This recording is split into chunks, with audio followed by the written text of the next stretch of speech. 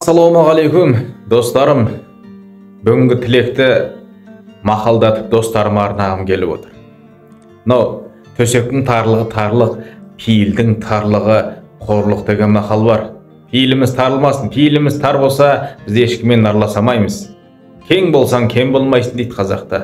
Кеңесті жерде кемдік жоқ, кеңессіз жерде теңдік жоқ дегенде бар. Ақылдасып, кеңес тірлік қылайық. Жұмыла көтерген жүк жеңіл демей ме? Қуанғаныңды қайтейін, туылған күні келмесең, қайғырғаныңды қайтейін, өлген күні келмесең дейді. Қайғыны бөліссең азаяды, қуанышты бөліссең көбейеді дейді. Бір-бірімізбен қуаныш қайғымызды бөлісіп жүрейік. Достарым, айырылмастай досыңа қайырылмастай сөз айтпа деген. Адамның көңілі бір атын насыбайдан қалады дейді.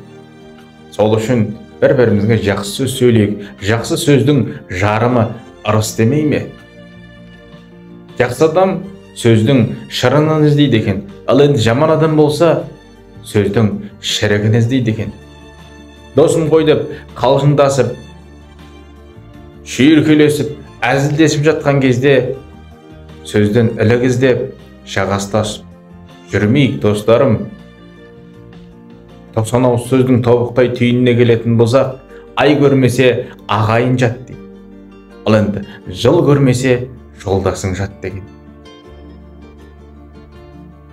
Айға жеткізбей, жылға жеткізбей, жиі-жиі кездесіп, бір-бірімізден хабардар болып жүрейік, достарым.